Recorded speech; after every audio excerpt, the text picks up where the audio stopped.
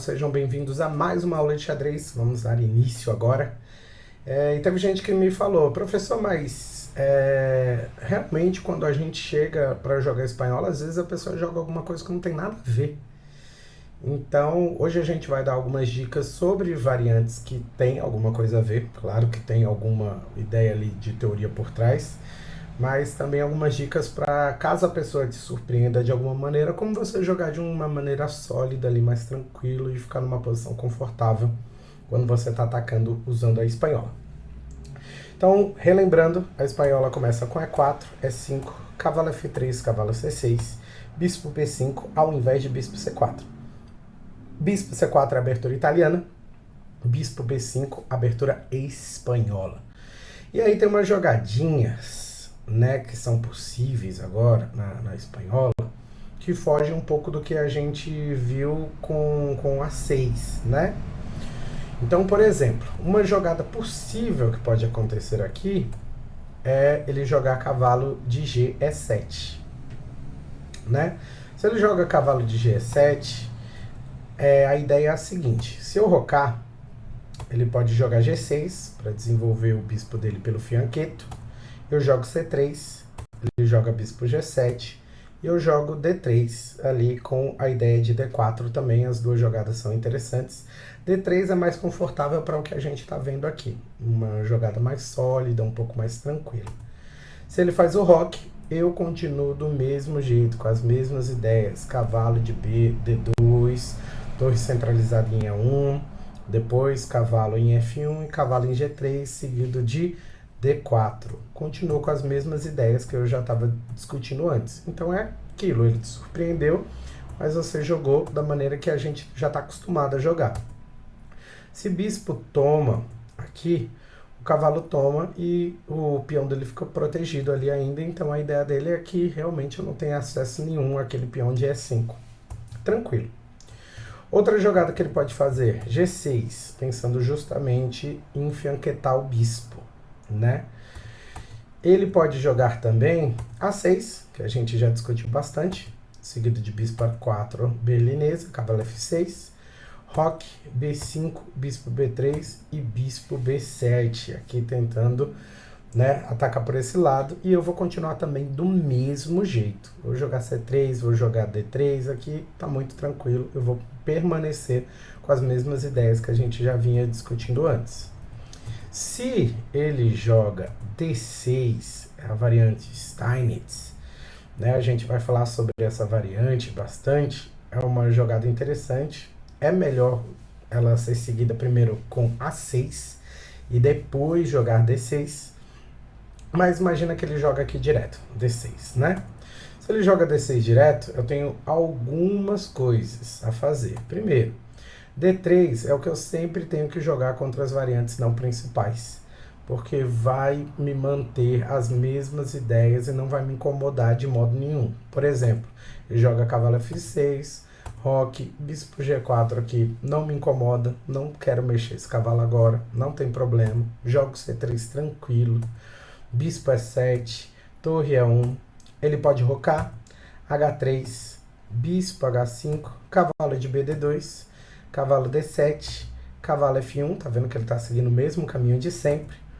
Ele pode tentar um ataque com F5, peão toma F5, torre toma F5, G4 aqui, ó, eu coloco um problemão para ele resolver. Bispo toma, peão toma, torre vai para F8.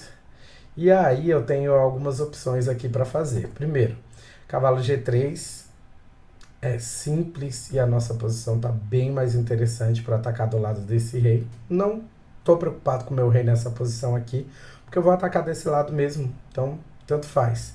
A dama dele está muito distante, não tem problema para mim, está sendo atrapalhada por aquele bispo dele, não vai conseguir me atacar com uma peça só, né, com esse bispo que entra aqui. Estou muito tranquilo, muito tranquilo. Se eu jogo bispo C4, também é uma ideia, essa diagonal de A2 até G8 é fantástica nessa posição.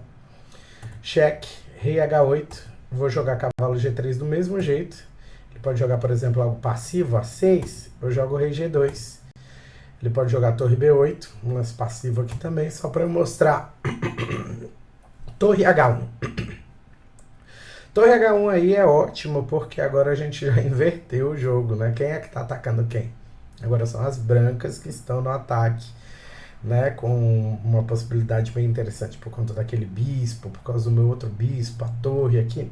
E esses dois cavalos apontando para ele. Com certeza ele está mais incomodado em jogar essa posição do que nós, de brancas. Beleza? Outro detalhe. Beleza. Eu posso jogar o roque também. É uma jogada que não é agressiva, né? Mas é sólida, é tranquila, porque a continuação também me traz boas possibilidades, boas perspectivas. Cavalo F6, pode jogar D3, bispo E7, seguido de C3, ele roca, torre E1, ele pode trazer a torre para E8, ali centralizando a torre, né?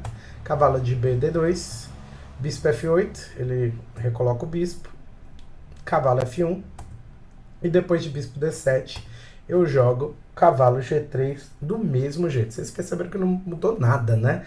Dos últimos treinamentos que a gente estava mostrando. O branco ele não foi agressivo aí de modo nenhum, mas ele foi sólido na posição, manteve as ideias da posição e dá para desenvolver esse jogo aqui tranquilamente.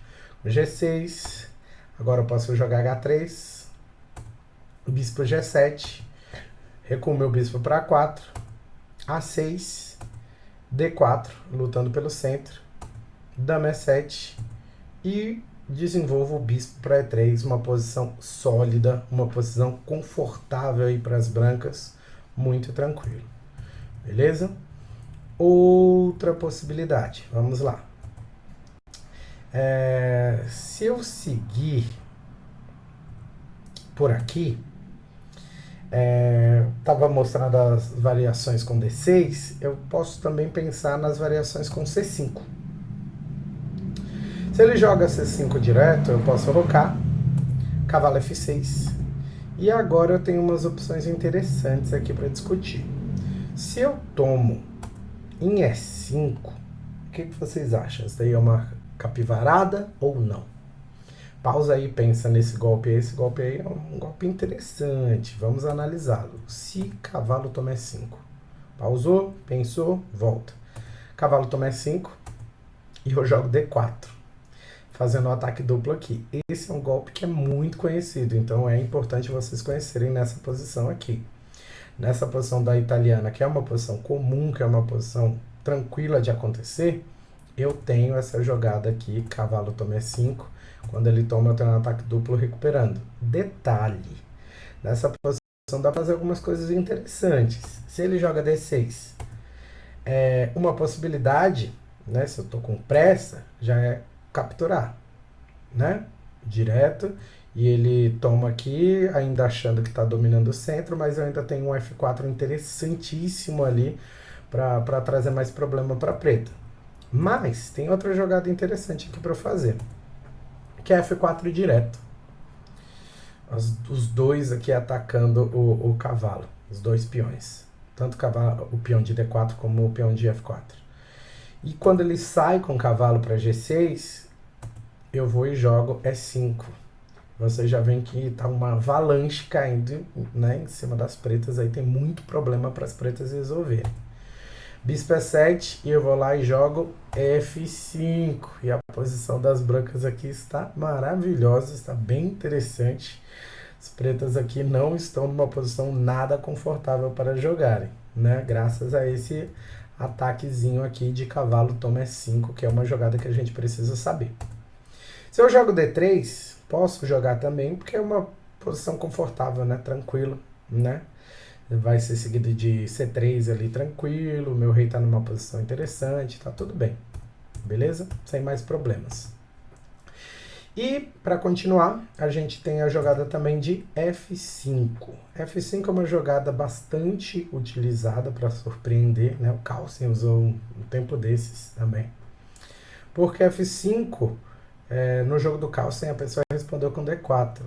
Mas tem algumas possibilidades aqui diferentes. Por exemplo, se peão toma F5, ele pode avançar em E4.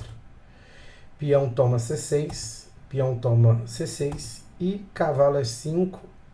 Pode dar uma ideia aí que as brancas estão numa posição boa, só que esse peão tá caindo, esse rei, né, nessa posição aí não está muito confortável, esse cavalo está muito facilmente atacado na casa E5, não é uma posição tão interessante de jogar. Agora, se eu jogo D3, é uma resposta mais tranquila. D3, ele pode responder com peão toma F4, peão toma F4, cavalo F6 e roque. Disso daí podem se desenvolver algumas possibilidades, como bispo C5, dama D3. Dama D3 é ótimo para poder brincar um pouquinho ali com esse rei preto, atrapalhar o roque dele. Vocês vão ver algumas possibilidades. Se ele joga D6, por exemplo, eu já jogo dama C4, impedindo o roque dele. Se ele joga bispo D7, eu jogo cavalo C3. A6 atacando meu bispo, bispo toma C6, bispo toma C6 e cavalo G5. Ótimo, ameaçando um mate, checkmate ali em F7, ameaçando a entrada do cavalo em E6, dependendo de como for a proposta de defesa dele. E as brancas estão numa posição fantástica aqui, muito, muito, muito boa. Também, se ele faz o roque direto, eu dou cheque e ganho um bispo, né? Ele perde uma peça completa. Essa diagonal aí de A2 até G8 tá fraca, né? A gente já aproveitou ela em uma outra posição, aqui a gente aproveita do mesmo jeito. Outra possibilidade aqui é jogar D6. Se ele joga D6, a gente aproveita a mesma ideia, dama D3, e aproveita essa diagonal fraca dele, tanto com o bispo, que pode ir para C4, quanto com a dama, que pode ir para C4 também. Os dois aqui estão caminhando de uma maneira bastante harmônica, eu diria assim.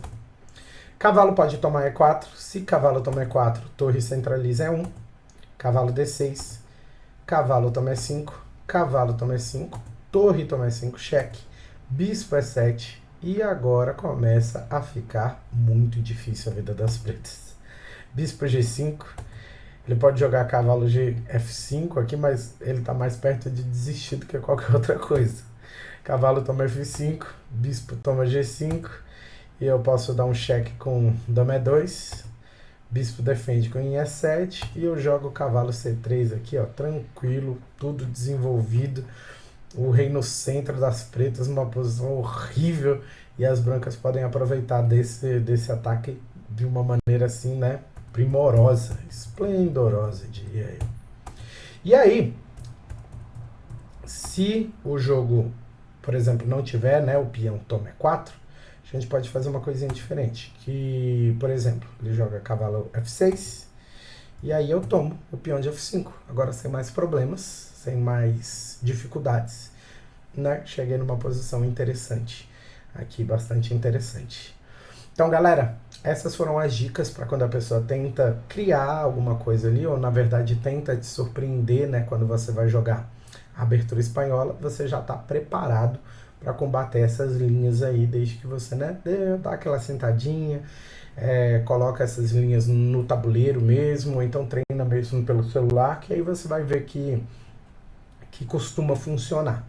De preferência, monta a posição, você pode colocar como adversário o próprio computador, dependendo do nível que você quiser escolher para enfrentá-lo, né, claro. Ou é bom também treinar com os amigos, né, montar a posição e falar, e aí, ó, vamos brincar aqui, ó, eu vou primeiro de brancas, depois você vai de brancas, que nem a gente gosta de fazer nas aulas também, presenciais.